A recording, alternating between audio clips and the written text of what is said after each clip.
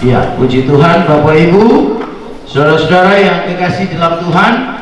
Sesuai janji saya akan menyampaikan kebenaran firman Tuhan hanya kurang lebih 15 dan maksimal 20 menit untuk kita dengarkan sama-sama sebagai bagian dari prosesi pemberkatan nikah kudus pada sore hari ini, di mana di hadapan kita sekalian, keluarga, orang tua, dan para saksi telah mengantar saudara-saudara kita Gary dan Fitri untuk kita langsungkan pemberkatan nikah kudus mereka, sehingga mereka akan menjadi bagian dari keluarga-keluarga Kristen, orang-orang percaya anak Tuhan yang siap memenuhi amanat agung Tuhan untuk memenuhi bumi ini dengan orang-orang yang percaya pada Tuhan, dengan generasi-generasi berikutnya yang tetap menjadi penyembah-penyembah Tuhan Allah yang benar. Nah, Bapak Ibu saudara yang kasih dalam Tuhan, saya ingin menyampaikan kebenaran firman Tuhan hanya dari satu ayat saja. Saya pilihkan untuk kita sekalian, yaitu dari kitab Yosua pasal 24 ayat 15. Kitab Yosua pasal 24 ayat 15. Demikian firman Tuhan. Tetapi jika kamu anggap tidak baik untuk beribadah kepada Tuhan, pilihlah pada hari ini kepada siapa kamu akan beribadah. Allah yang kepadanya nenek moyangmu beribadah di seberang sungai Efrat, atau Allah orang Amori yang negerinya kamu diami ini? Tetapi aku, perhatikan kalimat ini, tetapi aku dan seisi rumahku. Sekali lagi, tetapi aku dan seisi rumahku, kami akan beribadah kepada Tuhan. Yang dimaksudkan beribadah kepada Tuhan adalah Allahnya Abraham, Ishak, dan Yakub.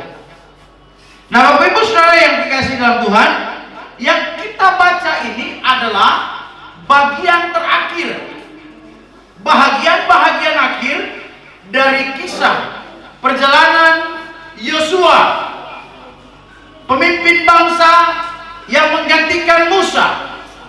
Jadi pemimpin kedua yang keluar, yang memimpin bangsa Israel keluar dari tanah Mesir menuju kepada tanah Kanaan. Musa tidak sampai ke tanah Kanaan, tetapi sepanjang jalan Yosua mendampingi Musa. Bahkan Alkitab mencatat Yosua adalah orang yang mendampingi Musa ketika naik ke atas Gunung Sinai, yang kemudian menerima 10 hukum Tuhan, atau yang lebih dikenal hukum Taurat, 10 hukum Tuhan.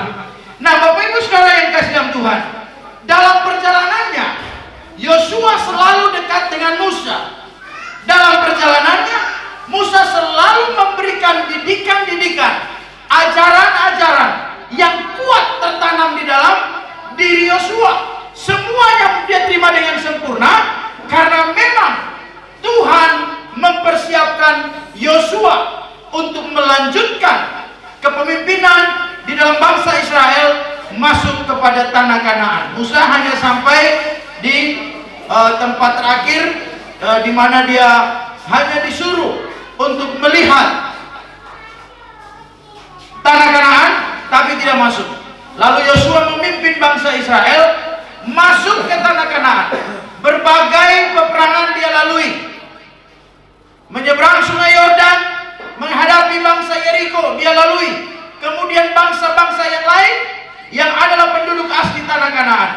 Tanah Kanaan adalah tanah yang dijanjikan oleh Tuhan bagi bangsa Israel. Tanah Kanaan itu bicara sebagai berkat.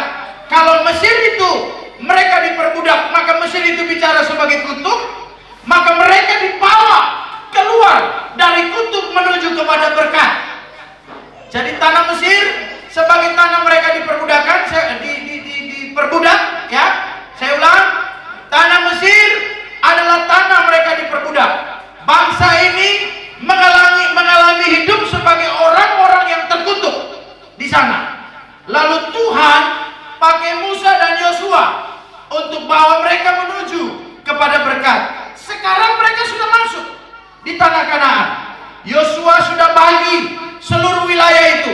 kepada 12 suku yang ada sebagai tercatat sebagai anaknya Yakub atau Israel. Setelah itu Yosua memimpin mereka sekian lama, dan di penghujung hidupnya Yosua yang sudah melihat semua kondisi tanah Kanaan pada waktu itu, bahwa ada begitu banyak bangsa yang hidup di sana yang tidak menyembah kepada Tuhan yang mereka sembah.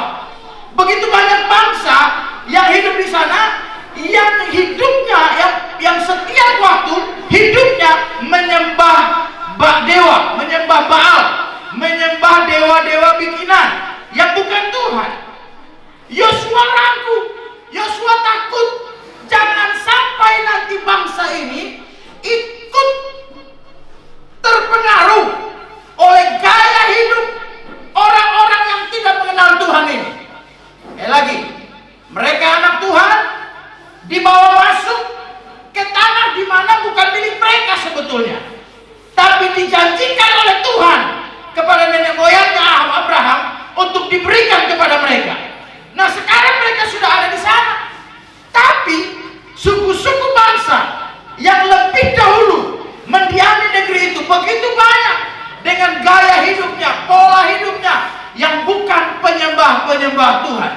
Nah, Yosua tidak mau bangsa ini terkontaminasi. Yosua tidak mau bangsa yang diberkati ini menjadi bangsa yang akhirnya terpengaruh, kemudian hidup dengan gaya orang-orang yang tidak mengenal Tuhan. Saya percaya hal yang tidak jauh berbeda terjadi dengan kita hari ini. Kita anak-anak Tuhan, hidup kita dijamin oleh Tuhan.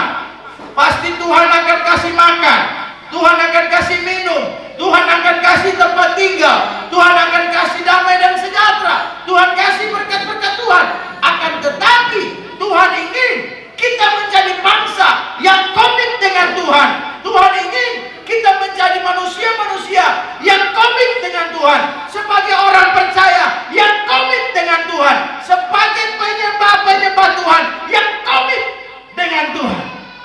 Jangan sampai kita menjadi terpengaruh dengan kondisi lingkungan hari-hari ini yang mungkin tidak seiman, ya, yang mungkin hidup dengan gaya, dengan pola hidup yang bukan sebagai orang percaya, sebagai anak-anak Tuhan yang semestinya. Nah, Bapak Ibu Saudara yang kekasih dalam Tuhan, tadi Yosua mengatakan begini, dia berikan tantangan, dia lihat kepada seluruh bangsa yang ada, kemudian dia bilang begini, hari ini kamu pilih mau beribadah kepada siapa?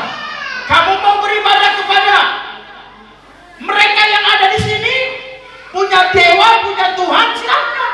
Tapi saya dan keluarga saya akan menjadi penyembah Tuhan, menjadi penyembah Allah yang benar.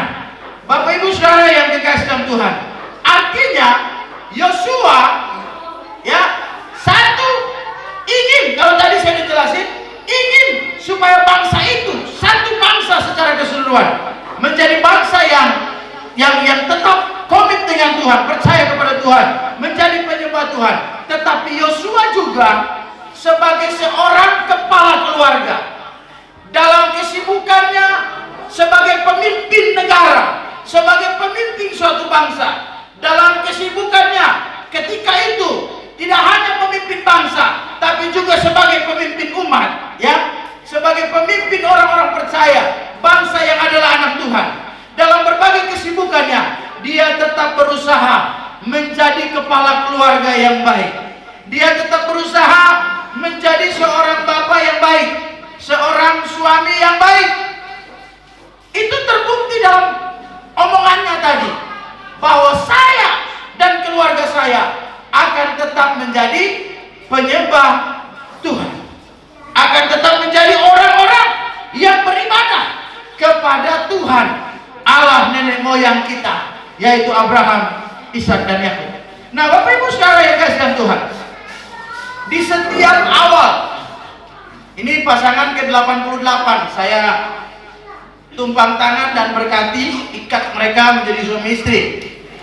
Di setiap konseling pranikah, karena di gereja ini menikah harus melalui konseling dulu. ya, menikah harus melakukan konseling dulu. Jadi kita mengadakan pelayanan ini benar-benar untuk melayani jemaat, melayani umat Tuhan, untuk menyelesaikan berbagai persoalan yang sedang mereka hadapi. Jadi setiap awal konseling pranikah, saya selalu menyampaikan kepada semua pasangan yang hendak menikah di tempat ini, diberkati tempat ini, bahwa yang kamu bangun, yang sedang kamu bangun, yang sedang kamu mulai rencanakan ini adalah membangun rumah tangga yang bukan rumah tangga biasa-biasa. Dengar baik-baik Bapak Ibu, bukan rumah tangga biasa-biasa. Opa, Oma sudah berapa puluh tahun? 50, 60 tahun. Luar biasa. Sekali lagi, bukan rumah tangga biasa-biasa, tapi rumah tangga Kristen. Kalau saya ngomong begini sederhana, tapi kalau sudah pikirkan dan sudah jalani, ini bukan hal sederhana.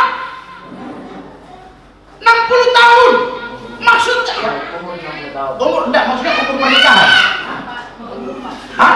34. Tidak main-main, saudara. 34 tahun. Saya mau bilang begini sekali lagi, saudara. Ini bukan rumah tangga yang biasa-biasa. Rumah tangga Kristen. Rumah tangga yang seperti opa-oma ini komitmen satu kali untuk selamanya.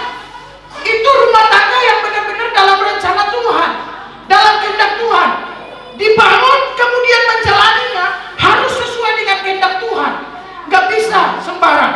Kalau rumah tangga di luar sana mungkin sembarang aja bisa, nggak apa-apa.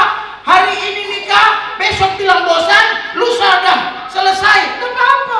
Tapi kalau kita enggak, rumah tangga yang dibangun adalah rumah tangga yang benar-benar rumah tangga Kristen, rumah tangga yang dalam rancangan Allah. Dalam Efesus pasal 5 itu menggambarkan sebagai hubungan Kristus dengan jemaat. Dan main-main, ya. Rumah tangga itu suami istri dan keluarga punya kehidupan itu diumpamakan hubungannya itu sebagai hubungan Kristus dan jemaat, ya. Jadi nilainya itu tidak main-main, nilainya itu tinggi. Nilai kekudusannya, kemurniannya, kesuciannya, segala macam itu tinggi. Harus dijaga, harus dipertahankan. Tapi di bagian-bagian awal juga selalu saya sampaikan bahwa rumah tangga ini harus pada akhirnya ketika diberkati dengan keturunan, maka keturunannya adalah keturunan yang menyembah Tuhan. Kira-kira itu komitmen dari seorang kepala keluarga, sama seperti Yosua, ya, bahwa dia membangun keluarga yang takut akan Tuhan, yang menyembah Tuhan, supaya hidupnya, hidup keluarganya diberkati oleh Tuhan, ya, diberkati oleh Tuhan. Nah, maksud diberkati oleh Tuhan oleh Yosua itu bukan hanya karena mereka sudah keluar dari taman, dari kutub dari bangsa Mesir sampai ke tanah Kanaan lalu diberkati dengan susu dan madu, itu saja bukan. Tanah Kanaan yang katanya berlimpah susu dan madu, bukan hanya itu. Tapi Yosua membicarakan komitmen yang kuat dengan Tuhan untuk mencapai masa depan yang kekal, masa depan yang abadi. Bahwa Yosua ingin dia, istri dan anak-anaknya kelak, karena pesan ini pesan menjelang Yosua akan meninggal. Kelak nanti setelah kami tidak ada, saya meninggal, istri meninggal, anak-anak meninggal, maka segalanya kami sudah selesaikan dengan baik sebagai penyembah-penyembah Tuhan yang benar, sehingga kami sudah tahu kami akan kemana. Itu yang terpenting, ya Bapak Ibu saudara yang kasih Tuhan. Jadi kalau saya boleh menyampaikan pesan dalam khotbah singkat ini buat mempelai, ya, maka kira-kira ini intinya ada di sini, bahwa Gary harus menjadi kepala keluarga yang benar-benar bertanggung jawab, tidak hanya kepada istri, keluarga, ya, para saksi yang ada, tapi yang terutama di depan Tuhan. Bertanggung jawab kepada Tuhan itu artinya Gary harus punya komitmen untuk membangun keluarga ini, menjadikan Fitri dan nanti keturunan kalian, anak-anak kalian itu benar-benar menjadi keluarga, menjadi pribadi-pribadi yang takut akan Tuhan, menjadi pribadi-pribadi yang komitmen dengan Tuhan untuk beribadah kepada Tuhan dan tidak akan terpengaruh dengan keadaan apapun yang ada di sekeliling kalian. Rumah tangga kita, rumah tangga orang Kristen, bahkan pribadi kita, itu dikatakan Alkitab sudah pasti jelas ditempatkan sebagai domba di tengah serigala, ya, di tengah serigala. Tapi Tuhan Yesus menjamin dirinya sendiri kepada kita bahwa aku adalah gembala yang baik bagi kamu. Kita domba-dombanya, dia yang akan menggembalakan kita. Maka seperti Daud menjadi contoh, hanya 2-3 ekor gembala, singa datang, Daud lawan dan membunuh singa itu, singa yang hendak menerkam. Jangan khawatir jika kita menjadi penyembah Tuhan, jika kita menjadi orang-orang yang takut akan Tuhan, jika Gary berkomitmen membangun rumah tangga yang benar-benar takut akan Tuhan, jaminannya adalah Yesus menjadi gembala buat Gary dan keluarga. Dan apapun keadaan di sekitar, Yesus memberi dirinya untuk menjadi jaminan. Dia bilang maut tidak akan berkuasa lagi atas mereka. Artinya keselamatan kekal karena kita bertindak menjadi orang yang percaya dan beribadah kepada Tuhan, itu menjadi jaminan untuk Tuhan Yesus turun tangan melindungi kita setiap waktu. Bapak Ibu saudara yang kasih dalam Tuhan, saya tidak berpanjang firman Tuhan, kiranya pesan yang mungkin cuma satu dan sangat sederhana ini bisa menjadi berkat buat kita semua, dan terutama menjadi berkat buat pasangan mempelai yang akan sebentar lagi kita ikat untuk menjadi pasangan suami istri di hadapan Tuhan dan tentunya di hadapan jemaat Tuhan.